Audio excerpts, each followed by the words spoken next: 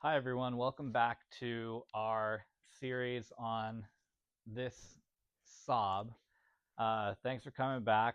Today is going to be our diagnostics episode. So we're going to try and figure out exactly what is wrong with this engine. I have a list of things that I want to get done. Number one, I'm just going to start this thing as if I found the check engine light and I want to know what it was, but we're going to pull the codes and see what that looks like. After that, what I want to do is I want to pull the spark plug, do a borescope inspection on the inside of the cylinder, look at the cylinder walls, look at the valves, look at the piston crown, see kind of what that looks like. I don't think it looks bad. There's no weird or strange sounds coming from the engine when it runs, and no smoke coming out the back when I'm driving it around or moving it. I've looked at the oil. I don't see metal in the oil, those sorts of things. But we'll do it just to be thorough. And then after we do the borescope inspection, I want to do both a dry and a wet compression test on cylinder number 2. I want to see if I add a little bit of oil in there, if it'll change. Maybe we can narrow it down to the piston rings. If not, then I'll likely do a leak down test to see if I can figure out where the air is escaping from our cylinder number 2. Probably it'll take me some time to get these things done, but you're welcome to join along with me for the adventure, and let's continue to figure out what's wrong with this good old Saab.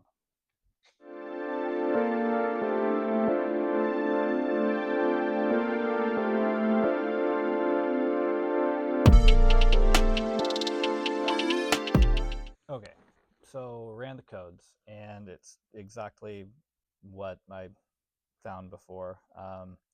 If we look here at the codes, pretty much there's some sort of a learning issue with the passenger side door, but the engine has that misfire detected.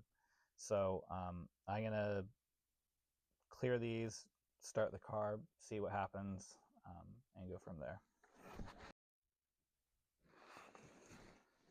All right, so we cleared the codes, started the car up again, let the check engine light come back, ran the codes again, and it was exactly what we expected. There was a random misfire detected, a P0300, and also a P0302, which means that there is a misfire in cylinder number 2.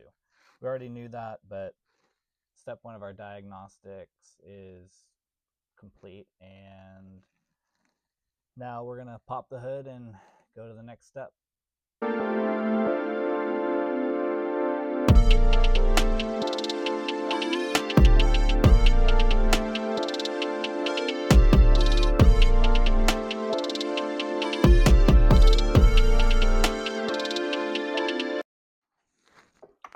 I guess before going any further, I should probably show you what I'm looking at. So this is the engine. The layout of this engine is, cylinder 1 is in the back, 2, 3, 4, 5, 6. So cylinder 2 is where the problem is. We're going to take the spark plug out now. That's what I'm working on. And then the engine doesn't seem too hot. I think I can probably go ahead and borescope it. But that's where we are with this engine.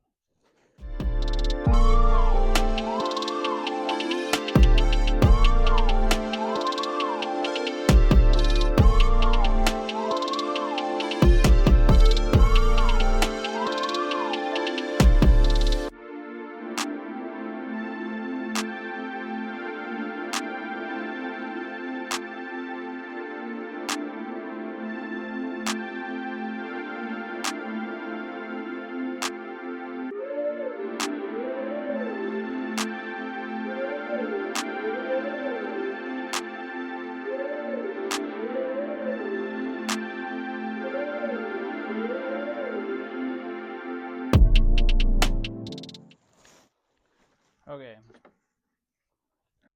hopefully I can set this up so you can see exactly what I see. So we've got piston one side, we got the cylinder wall. I can't tell if that's a little bit of scoring on the side. Could be on this side of the piston. Could be a little scoring there.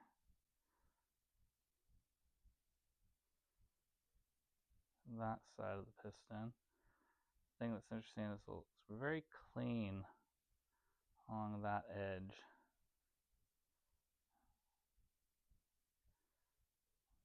Got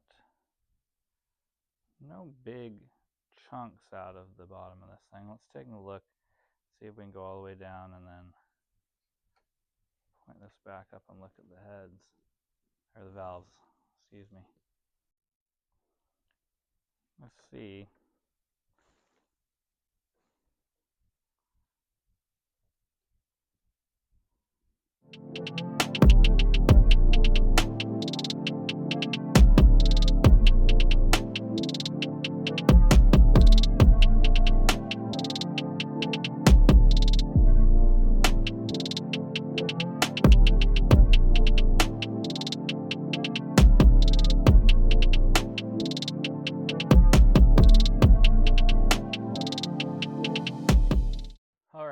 So now we've gotten all the spark plugs out, so we'll be able to do our compression test. First, we're going to have to pull the fuses for fuel pump and for the ignition, and then we'll be able to hook up our compression tester to cylinder 2 and give it a go, see what it's going to be. Should be around 10 psi. That's what the shop said when they diagnosed this as low compression, so hopefully it's right in line with that.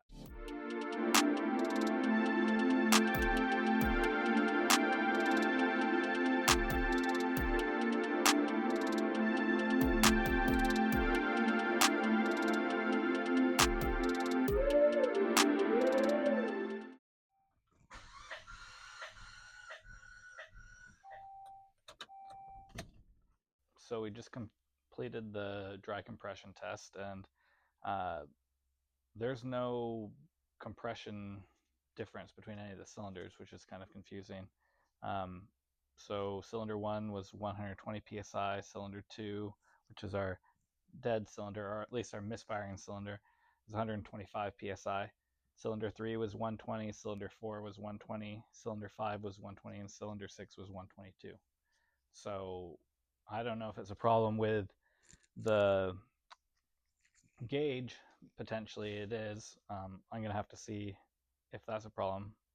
But I'm just kind of I'm a little bit questioning the results here, because a shop that I talked to on the phone that had looked at this card said that cylinder was low on compression. So I'm going to have to do a little bit of thinking, and then I'm going to come back to this one before I take everything apart and wet compression test it.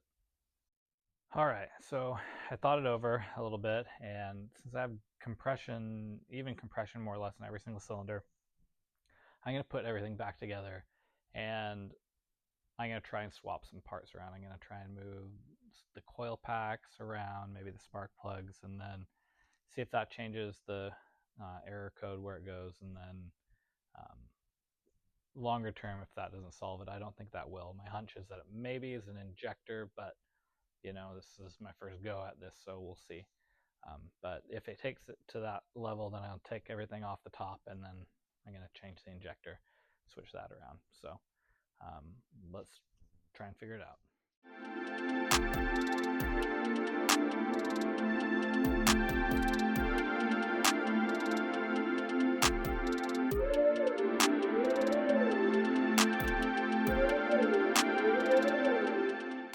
So at this point, this is the cylinder 1 coil, this is cylinder 2. I'm going to give them a switch, clear the codes, and then give it a start, see if that changes anything.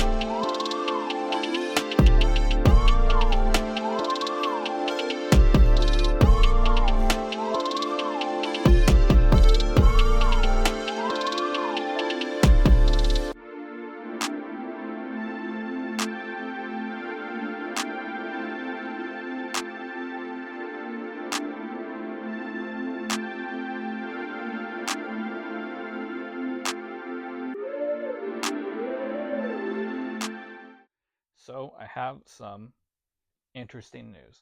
After changing the coil from cylinder 2 to cylinder 4, my misfire changed as well from cylinder 2 to cylinder 4.